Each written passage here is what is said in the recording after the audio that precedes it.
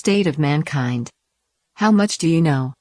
Excerpts from How the Spectre of Communism is Ruling Our World. 154. Conclusion. In the long course of history, mankind has seen an abundance of splendor and glory, but has also endured countless episodes of tragedy and disaster. Looking back, we find that moral rectitude ushers in clean governance, economic strength, cultural brilliance, and national prosperity. Moral degeneracy portends the fall of nations and the extinction of entire civilizations. Today, mankind has reached a zenith in material wealth, yet it faces unprecedented challenges caused by the havoc of communism. The ultimate goal of communism is not to establish a heaven on earth, but to destroy mankind. The nature of communism is that of an evil specter forged by hate, degeneracy, and other elemental forces in the universe. Out of hate, it slaughtered over 100 million people, trampled several thousand years of exquisite civilization, and corrupted human morality. The communist specter made arrangements for both East and West, adopting different strategies in different countries. In the East, it committed ruthless slaughter and forced people to believe in atheism. In the West, communism took an alternate route. It infiltrated society in covert form, seducing people to abandon their faith and traditional moral values. Using communist regimes, organizations, fellow travelers, accomplices, and other agents, communism rallied negative elements present in the human world to amass formidable power. With this power, it subverted and established control in all social spheres, including politics, economics, law, education, media, arts, and culture. Today's mankind is in dangerous straits. Seeing in hindsight the last 2 centuries of social development, the reasons for communism's triumph are clear. When people indulge in the material pleasures brought by technological advancement and permit the spread of atheism, they reject divine mercy and turn themselves over to evil.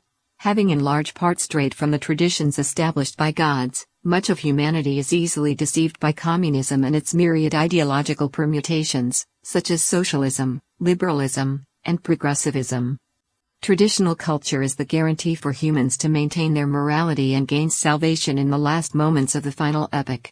But with traditional culture under attack and basic moral truths cast aside, the link between man and the divine is severed.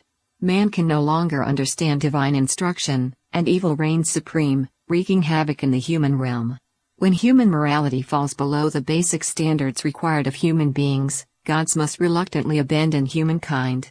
The devil then leads man into the abyss of damnation. But having reached an extreme, the circumstances are bound to reverse. It is an eternal principle in the human realm that evil can never defeat righteousness. Communism's momentary victory is a temporary phenomenon, brought about by the devil, which has intimidated people with its illusory might and treacherous temptations. Man, while imperfect, carries in his nature the kindness, virtue, and moral courage that have been nurtured and passed down for centuries and millennia. In this lies his hope. Global events are developing at an incredible pace. Righteousness is in ascendance, and the world's people are awakening. In China, millions of people have peacefully resisted the Chinese Communist Party's tyrannical rule by remaining steadfast in their faith and morality. Inspired by the editorial series 9 Commentaries on the Communist Party, more than 300 million Chinese have bravely renounced their ties with the CCP and its affiliated organizations through the act of toidang, or quitting the party. More and more individuals are making the heartfelt decision to free themselves from the shackles of communism. Thus, the disintegration of the Communist Party is already underway. The end of the Communist Party is a matter of divine arrangement. Should China's leaders take steps to dismantle the party, they will be provided all the conditions for a clean transition. In the future, they stand to gain true authority, that granted by gods. Should they stubbornly refuse to make this break, they shall take the party's fate as their own, joining it in the calamities of its final downfall. The world is experiencing a revival of traditional culture and morality in alignment with the universal values of truthfulness, compassion, and tolerance.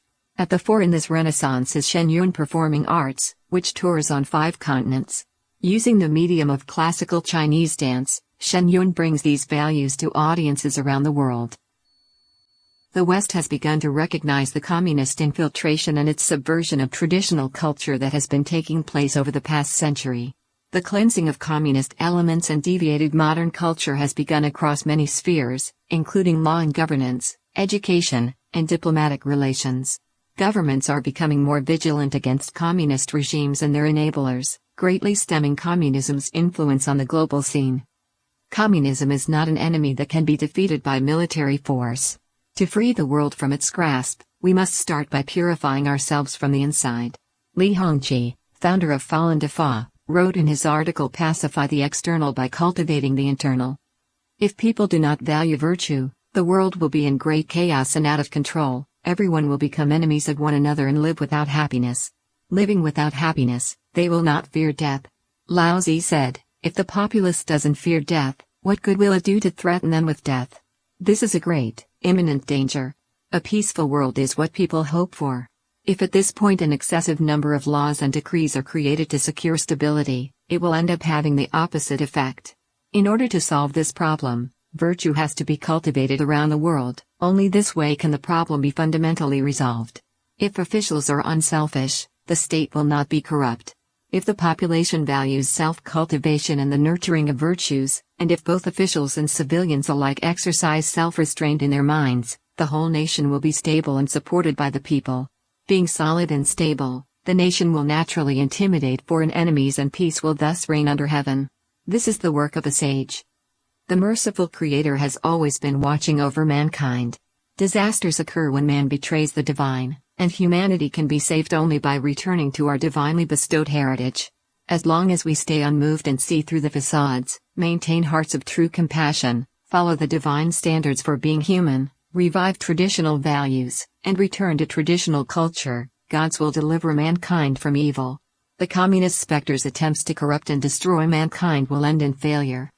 We should have gratitude for the divine. Gods have given us the means to break free from the snares of evil, laying down the path for us to return to tradition and the divine.